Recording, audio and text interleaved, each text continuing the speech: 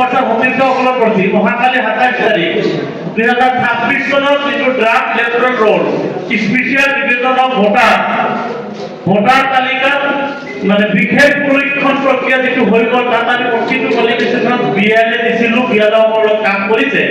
যিটো ভোটাৰ তালিকা অহাকালি পাব্লিছ হ'ব আৰু তাৰ পৰা আমি ক্লেইম অবজেকশ্যন, আমাৰ নাম ভুল আছে, আমাৰ বয়স ভুল আছে, এড্ৰেছ ভুল আছে, কিন্তু শুদ্ধ কৰাৰ কাৰণে আমি 8 নম্বৰ ফৰ্ম ফিল আপ কৰিব লাগিব। আৰু উচ্ছেদিত এৰিয়াৰ মানুহখিনি বৰ্তমান য'ত আছে তাৰ কাৰণে 8 নম্বৰ ফৰ্ম ফিল আপ কৰিব লাগিব। এই কামখিনি আমাৰ মানুহখিনিক কোনে কৰাই দিব? এই কামখিনি কিন্তু আমাৰ যুৱ মৰ্চাৰ সতীৰ্থসকলে দায়িত্ব ল'ব লাগিব। আমি যদি এছআৰৰ পিছত যিটো ভোটাৰ লিষ্ট পাব্লিছ হ'বলৈ গৈ আছে অহাকালি, ভোটাৰ লিষ্টৰ তালিকাখন হাতত লৈ যদি আমি সজাতি দল এটা সেই অঞ্চলিকৰ মানে মেক্সিমাম যদি 200টা পৰিয়াল আছে, তাৰ এজনত যদি 200টা পৰিয়াল আমি ভিজিট কৰোঁ, আপোনালোকৰ পৰিয়ালত কিবা অসুবিধা আছে নেকি, আমাৰ হাতত ভোটাৰ তালিকা আছে আপোনালোকে চাওক, তেনেহ'লে মানুহখিনিৰ লগত আমাৰ ডাইৰেক্ট কমিউনিকেশ্যন হোৱা নাই। এই সময়খিনিত আমি জনসম্পৰ্ক গঢ়ি তুলিব লাগিব।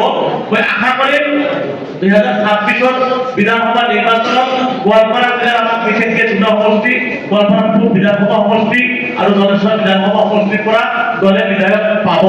এই ক্ষেত্ৰত দলীয় কৰ্মীসকলৰ মনত কিছু আৱেগ অনুভূতি আছে। আজি আৱেগ অনুভূতি প্ৰকাশ কৰাৰ আজিৰ এই মিটিংখন নহয়। আপোনালোকে সাংগঠনিকভাৱে শক্তিশালী হওক। আমি যেতিয়া সাংগঠনিকভাৱে শক্তিশালী হওঁ তেতিয়া দলৰ নেতৃত্বই আমাৰ প্ৰতিটো কথাই গুৰুত্ব দিবৰ কাৰণে বাধ্য হ'ব। দলৰ নেতৃত্বক আমাৰ ফালে ধাউতি কৰিবলৈ, আমাৰ ফালে দৃষ্টি আকৰ্ষণ কৰিবলৈ, আমাৰ মনৰ কথাখিনি বুজাবলৈ হ'লে আমি সাংগঠনিকভাৱে শক্তিশালী হ'ব লাগিব। সৰ্বশেষত আজি উপস্থিত হোৱা যুৱ মৰ্চাৰ আমাৰ সতীৰ্থসকলক আন্তৰিকতাৰে কৃতজ্ঞতা জ্ঞাপন কৰিছোঁ, আপোনালোকক অভিনন্দন জনাইছোঁ।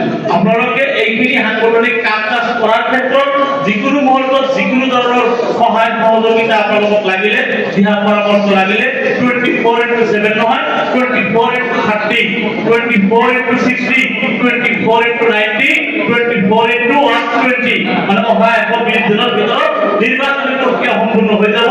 যাতে 24/120 আপোনালোকৰ লগত আমি সহযোগ কৰিম। আমি এটাই বিচাৰিছোঁ যে গোৱালপাৰা জিলাৰ পৰা গোৱালপাৰা পূব বিধানসভা সমষ্টি আৰু জলেশ্বৰ বিধানসভা সমষ্টিত এই আইনখনৰ বিধায়ক নিৰ্বাচিত কৰিব লাগে। সদস্যসকল দলৰ মুৰব্বী হযৰত প্ৰণৱ আজমল সাহেবৰ সুস্বাস্থ্য কামনা কৰি দলৰ সাংগঠনিক ভিত্তি শক্তিশালী হওক তাৰে কামনা কৰি মই মোৰ সংক্ষিপ্ত বক্তব্য ইমানতে সামৰণি মাৰিছোঁ। এআইবিএফ জিন্দাবাদ, হযৰত প্ৰণৱ আজমল সাহেব জিন্দাবাদ।